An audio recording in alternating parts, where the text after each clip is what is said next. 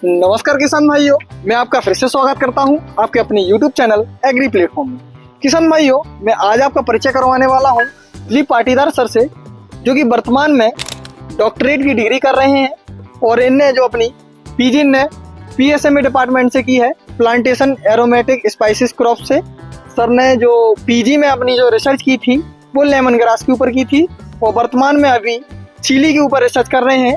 मिर्ची में जो हाईटेक एग्रीकल्चर है, प्रिसिशन फार्मिंग है, सेंसर्स के द्वारा जो खेती की जाती है उसके ऊपर रिसर्च कर रहे हैं। तो बहुत बहुत स्वागत है सर आपका हमारे YouTube चैनल में।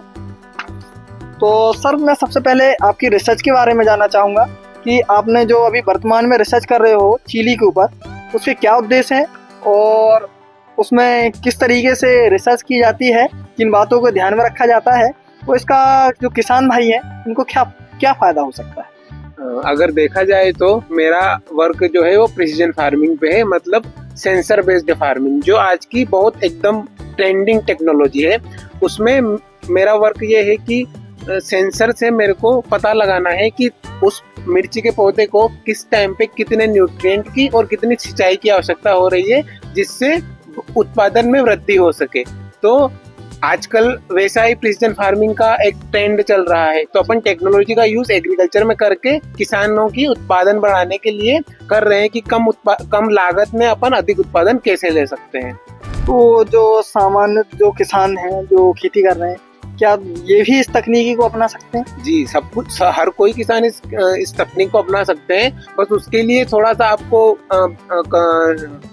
सेंसस का बेसिक नॉलेज होना चाहिए। बस वो सारी चीजें आपको आजकल उसके लिए बहुत सारे प्रशिक्षण अवेलेबल हैं, उनके माध्यम से अपन ट्रेनिंग करके हर एक सेंसर को अपन खरीद करके अपन उनको चलाना सीख सकते हैं। लेकिन जो आप ये तकनीकी बता रहे हो ये थोड़ी महंगी होगी किसान भाइयों के लिए? देखा जाए तो जो सेंसर्स होते हैं, जैसे विभिन्न प्रकार के सेंसर्स होते हैं, जैसे सोइल ह्यूमिडिटी सेंसर हो गया, टेम्परेचर सेंसर हो गया, नाइट्रोजन फास्फोरस पोटेशियम सेंसर हो गया। तो अगर देखा जाए तो जैसे NPK सेंसर होता है वो एक ही सेंसर होता है, वो लगभग 7,000 से 8,000 रुपए का पर एक सेंसर आता है। जो ह्यूमिडिटी और मॉइस्चर सेंसर होता है, टेम्परेचर, वो कंबाइंड सेंसर वो 4,000 से 5,000 रुपए का आता है और pH सेंसर आता है 3,000 रुपए का। तो इस लागत में अपन इतनी, जैसे 7-8,000 हो गए NPK के लिए, मॉइस्चर के लिए हो गए 4 से 5,000 और pH के लिए हो गए 3,000 रुपए। तो इतने में हम सेंसर खरीद के अपन अपने फील्ड में इनकॉर्पोरेट कर सकते हैं। तो उसका फायदा ना केवल चिली जो क्रॉप आप बता रहे हो उसमें, बाकी क्रॉपों के सारी क्रॉप्स में उसका फायदा कर सकते हैं। भले ही वो कोई सी भी क्रॉप से अपन उनको डायरेक्टली फील्ड में इंस्टॉल करेंगे, उससे वो अपन को रियल टाइम मॉनिटरिंग करेंगे फील्ड की, मतलब उस एक पर्टिकुलर पॉइंट टाइम पे सोइल में किस न्यूट्रिएंट की कमी है और कितने मॉइस्चर की कमी है, तो अपन को नोटिफिकेशन भेजेंगे फोन में कि इस न्यूट्रिएंट की इतनी कमी है, तो अपन को उस न्यूट्रिएंट की उतनी कमी को पूरा करना है। तो इससे जो फार्मर्स हैं उनको एक फायदा तो यही होगा कि जो एक्स्ट्रा जो डोज दे देते हैं नाइट्रोजन का दे देते हैं तो वो फिक्स हो जाएगा, वो भी फिक्स हो जाता है। और अपन जो बिना सोइल का बिना टेस्ट किए जो अपन नाइट्रोजन फास्फोरस और उर्वरक डालते हैं सारे, उनसे अपन बहुत ज्यादा अपनी लागत को बढ़ा रहे हैं, तो उस लागत को अपन कम कर सकते हैं। तो सर, मैं आपसे ये जानना चाहूंगा कि किसान भाइयों को इसके लिए क्या सरकार सब्सिडी भी देती है?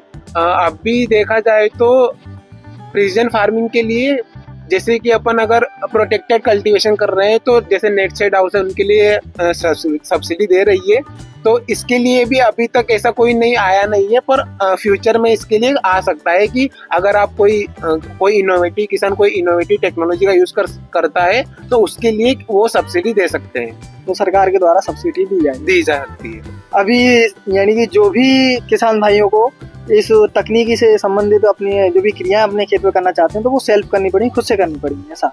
वो खुद से कर सकते हैं। बस आपको अगर खुद से नहीं आता तो अभी बहुत सारी प्राइवेट कंपनीज है, गवर्नमेंट इंस्टीट्यूशंस है, वो आपकी फील्ड में इनकॉर्पोरेट कर देंगे और वो आपको वो सारे सेंसर को आपके मोबाइल से कनेक्ट कर देंगे। तो सारी जो आपकी रियल टाइम जो आपकी फील्ड की जो कंडीशन है वो सारी आपकी मोबाइल में आपको पता लग जाएगी कि किस टाइम पे मॉइस्चर की कितनी कमी है, किस न्यूट्रिएंट की कितनी कमी है। तो अपन उसके हिसाब से डोज को कैलकुलेट करके और उसको अपन कमी को पूरी कर सकते हैं। अब मैं आपसे ये जानना चाहूँगा सर कि जो आपने अपनी जो मास्टर डिग्री की उसमें आपने लेमन ग्रास के ऊपर जो आपने रिसर्च की थी, उस रिसर्च में क्या उद्देश्य थे और उसको उसके किसान भाइयों को क्या फायदे हो सकते हैं, ये उसके बारे में। हाँ, मेरा लेमन ग्रास में जो मेरा मास्टर्स का वर्क था वो म्यूटेशन था, गामा रेडिएशन से म्यूटेशन करा के कि उसकी मॉर्फोलॉजी और उसके ऑयल में क्या क्या चेंजेस आ रहे हैं, उसका प्रोडक्शन बढ़ रहा है या घट रहा है, कौन सी डोज में कितना प्रोडक्शन बढ़ रहा है कंट्रोल के रीजन में। यानी हमने एक कंट्रोल रखा जिसमें कोई हमने ट्रीटमेंट नहीं किया, बाकी हमने डिफरेंट डोजेज रखे ट्रीटमेंट के। उसके बाद हमने देखा कि कौन सा ट्रीटमेंट बेस्ट आ रहा है, तो उसके बाद हमने उसकी morphology, leave structure, plant height, foliage उसका कितना दे रहा है, ऑयल कंटेंट क्या है, ऑयल का उत्पादन कितना हो रहा है, किस रेट में कितना उत्पादन हो रहा है, वो हमने कितना सीड रेट में कितना उत्पादन हो रहा है। तो सबसे पहले तो जैसे आपने एक सब लिया म्यूटेशन, तो मैं सबसे पहले उस म्यूटेशन के बारे में संक्षिप्त जानकारी। म्यूटेशन एक जेनेटिक मेथड है जिससे अपन किसी भी चीज में गामा रेडिएशन, एक रेडिएशन होती है गामा रेडिएशन, उसको हम उसमें इनकॉर्पोरेट करवाते हैं जिससे उसकी जीन स्ट्रक्चर होती है वो चेंज हो जाती है।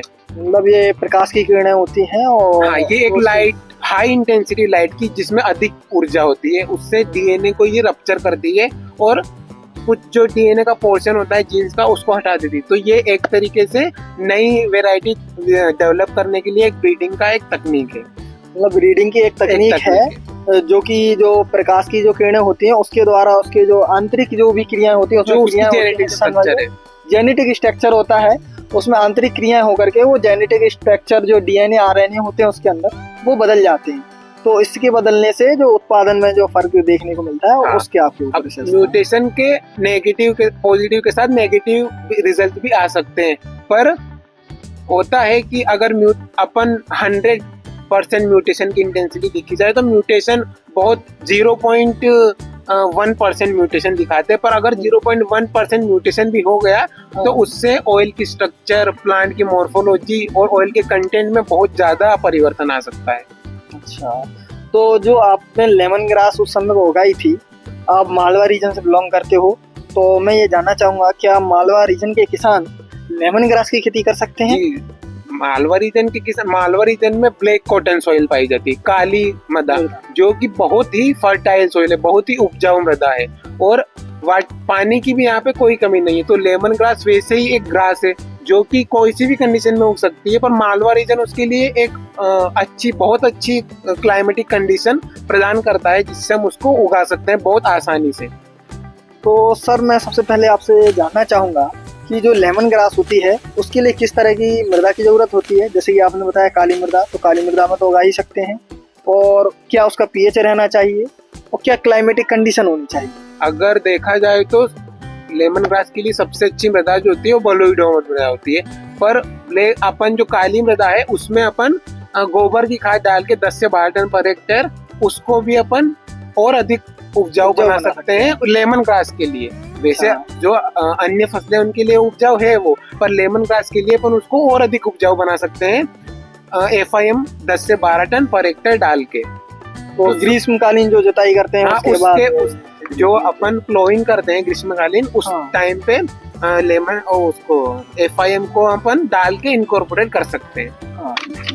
उसके बाद में सर आपसे ये जानना चाहूँगा कि इसकी जो बुआई होती है किस तरीके से होती है और इसमें कितनी सीड रेट लगती है, बुआई उसकी मानसून सीजन में करते हैं, जब ऑनसेट ऑफ मानसून, जब बारिश का सीजन स्टार्ट होता है, और दूसरी अपन बसंत ऋतु के टाइम पे यानी फरवरी मार्च में भी कर सकते हैं अगर आपके पास सिंचाई के उपलब्ध साधन अवेलेबल हैं। तो अगर साधन अवेलेबल है तो अपन कर सकते हैं। उसकी जो बुआई है वो स्लिप से करते हैं, जो जड़ वाली कलम होती है उससे करते हैं, और उसका जो डिस्टेंस होता है वो 45 into 45 सेंटीमीटर रखते हैं, यानी 45 हाँ पौध से पौध की दूरी 45 सेंटीमीटर और लाइन से लाइन की दूरी भी 45 सेंटीमीटर, 45 सेंटीमीटर रखेंगे। और जो इसमें जो स्लिप्स होते हैं इसकी क्या मात्रा रखी जाती है सर? स्लिप्स की मात्रा 40 से 50,000 पर हेक्टेयर 50,000 स्लिप्स की लगती है। अगर किसान भाई 1 हेक्टेयर में नहीं कर रहे, कुछ क्षेत्र में या एक प्लॉट में ही करना चाहें तो ऐसा भी कर सकते हैं। किसी अन्य फसल लगा रहे हैं जैसे मालवा रीजन में जैसे कि सोयाबीन लगाते हैं, तो अभी चिया सीड में कर सकते हैं, तो उसके बॉर्डर के लिए भी ये कर सकते हैं। तो इसमें क्या होता है कि बहुत ही मतलब बिल्कुल नहीं के बराबर कोई बीमारी और कीड़े लगते हैं, तो ये देखा जाए तो ये एरोमेटिक यानी सुगंधित क्रॉप है, तो इससे ये कीड़ों को भी रिफ्लेक्ट करती है, तो अपनी फसल को कीड़ों से भी बचाया जा सकता है। अगर कोई अपने खेत के आसपास जो बेकार भूमि होती है जिसमें अपन कोई क्रॉप नहीं उगा रहे, वैसे ही उसमें कोई देखा जाए तो ऐसे ही बीट्स उग रहे हैं या चारा उग रहा है, तो उस जगह इसको अगर उगाएंगे तो ये अपने को ज्यादा उत्पादन देके अपनी जो आय है उसको बढ़ा सकता है, आय को बढ़ा सकता है। तो सर मैं इसमें जानना चाहूंगा कि इसमें जो सिंचाई की व्यवस्था होती है वो किस तरीके से रखी जाती है? सिंचाई की व्यवस्था अपने यहाँ पे जैसे कि मालवा रीजन में अपन क्यारी विधि से सिंचाई करते हैं, तो इसके लिए क्यारी विधि से ही सिंचाई कर सकते हैं।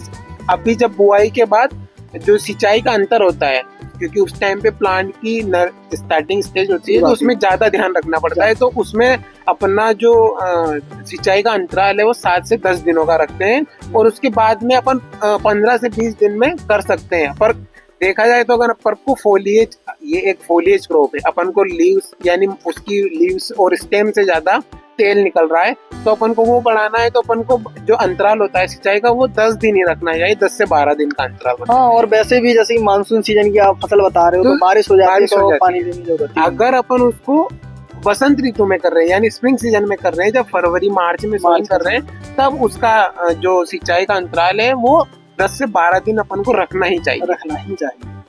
सर मैं अब आपसे ये जानना चाहूंगा कि इसमें जो नाइट्रोजन और फास्फोरस पोटास दिया जाता है तो वो किस डोज में दिया जाता है? देखा जाए तो इसमें फास्फोरस और पोटेशियम की ज्यादा आवश्यकता नहीं होती, वो सोइल से मिल जाता है, जो अपन ने जो FIM डाला था उससे मिल जाएगा। मेन बात ये है कि इसको मुख्यतः नाइट्रोजन की आवश्यकता होती है, जो कि 120 से 150 किलोग्राम पर हेक्टेयर की जरूरत होती है, क्योंकि 120 से 150 किलोग्राम पर हेक्टेयर की जरूरत पड़ती है, क्योंकि अब नाइट्रोजन का मुख्य काम है फोलिएज को बढ़ाना, पौधों में फोलिएज को बढ़ाना, और अपना लेमन ग्रास जो है उसकी खेती हम पत्तियों और तनों के लिए कर रहे हैं, तो फोलिएज वही हो गया। फोलिएज बढ़ाना अपना नाइट्रोजन का मुख्य काम होता है। तो इसकी पहली कटाई अपन करते हैं, तो हर कटाई के बाद अपन को ज्यादा फोलिएज बढ़ाने के लिए नाइट्रोजन को स्प्लिट करेंगे, अपन उसकी 4 से 5 भागों में बांटेंगे, और हर एक कटाई के बाद 15 से 20 किलोग्राम देंगे। 20 किलोग्राम हर कटाई के बाद देंगे। तो सर मैं आपसे ये जानना चाहूंगा कि इसमें कीट की व्यवस्था कोई ज्यादा दिक्कत नहीं आती, तो इसका प्रबंधन करना, बीमारियों की कोई समस्या नहीं आती ज्यादा? बीमारी की ज्यादा समस्या नहीं, एक ही बीमारी इसमें ज्यादातर लगती है, लीफ ब्लाइट, वो भी बहुत ही माइनर होती है, तो उसका भी अगर ज्यादा इंटेंसिफाई हो गई तो उसके लिए मैंकोजेब का अपन 2 ग्राम पर लीटर में मिला के छिड़काव कर सकते हैं 15-20 दिन के गैप में, तो वो हो जाएगी। तो सर अब मैं आपसे ये जानना चाहूंगा कि फसल कितने दिन में तैयार हो जाती है, कितने महीने की क्रॉप होती है? अगर पहली बार जब अपन सोइंग कर रहे हैं तो पहली जो कटाई करते हैं वो 75 से 95 दिन के बीच में करते हैं, वो अपनी क्लाइमेटिक कंडीशन के हिसाब से कि क्या कैसी क्लाइमेट रही है। उसके बाद हर 3 महीनों में यानी 90 दिन के अंतराल में अपन कटाई कर सकते हैं उसकी। तो पहली तो आपने 3 महीने का बताया, तो 90 दिन के बाद यानी पहली अपन कटाई करनी है, उसके बाद अपन 70 से लेकर के 90 दिन के बीच में फिर दूसरी कटाई। तो ऐसे इसमें कितनी कटाइयाँ होती हैं? एक साल में इसकी 4 से 5 कटाई अपन कर सकते हैं। 4 से 5 कटाइयाँ ले सकते हैं। और कटाई के बाद इसमें सर क्या रखरखाव रखना पड़ता है जो मार्केट में जिससे उसके रेट अच्छे मिले? कटाई के बाद सबसे ज्यादा, अब अगर अपन को फ्रेश लीव्स मार्केट में सेल करनी है, हरी पत्तियां अगर अपन को मार्केट में बेचनी है जाके, तो अपन उसको ऐसे हरी पत्तियों को डायरेक्ट काट के और अपन डायरेक्ट मार्केट में सेल कर सकते हैं। उसका भाव हरी पत्तियों का ये 120 से 150 रुपए पर किलोग्राम होता है। पर अगर देखा जाए तो अपन उसका ऑयल, मेन काम अपना ऑयल डिस्टिलेशन है, उसका ऑयल मुख्यतः बाजार में जैसे परफ्यूम हो गई और औषधि जो कोई थेरेपी हो गई आयुर्वेदा की, उनके लिए बहुत ज्यादा यूज में लिया जाता है उसका ऑयल। तो मेन अपना जो उत्पाद होता है वो ऑयल होता है, मुख्य उत्पाद ऑयल होता है। तो ऑयल अपन ग्रीन स्टेज में भी निकाल सकते हैं और ड्राई स्टेज में भी निकाल सकते हैं। हाँ, तो अगर अपन फ्रेश लीव को मार्केट में सेल कर रहे हैं तो उनकी जो उनका जो रेट होता है मार्केट रेट वो 120 किलोग्राम से 150 रुपए पर किलोग्राम होता है। और अगर उसको अपन ड्राइंग सुखा के अगर दे रहे हैं तो 200 से 400 जो मार्केट रेट फ्लक्चुएट डबल हो जाता है, सीधा डबल हो जाता है। पर देखा जाए तो ड्राई में ये होता है कि थोड़ा वेट कम हो जाता है, तो अपन को फ्रेश लीव्स ही मार्केट में सेल करनी चाहिए। हाँ, तो ड्राई का होने के बाद उसका रेट भी तो बढ़ जाता है सर। पर रेट बढ़ रहा है ना, पर ड्राई का जब देखा जाएगा तो ग्रीन लीफ में बहुत ज्यादा वजन होता है और ड्राई में तो घास की पत्तियां है ना, वो तो बहुत कम वजन हो जाएगा। और सर ये जैसे ये इसमें आपने बताया ऑयल एक्सट्रैक्ट करने के बारे में, तो क्या किसान भाई ऑयल घर पे एक्सट्रैक्ट करके बेच सकते हैं? ऑयल घर पे एक्सट्रैक्ट कर सकते हैं, लेकिन उसके लिए डिस्टिलेशन यूनिट घर पे लगानी पड़ेगी अपन को। ऑयल डिस्टिलेशन यूनिट आती है, उसमें अपन कर सकते हैं वो। अगर घर में अगर उसको अपन ने ऑयल डिस्टिलेशन यूनिट को एस्टेब्लिश कर रखा है तो अपन कर सकते हैं, वरना अपन को डायरेक्टली लीव भेज दो। जो कंपनीज जो प्राइवेट फर्म्स हैं जो ऑयल डिस्टिल करती है, जो उसकी मार्केटिंग करती है, वो कर सकते हैं। तो जो इसका जो ऑयल रहता है इसका वैसे मार्केट में क्या रेट चलता है?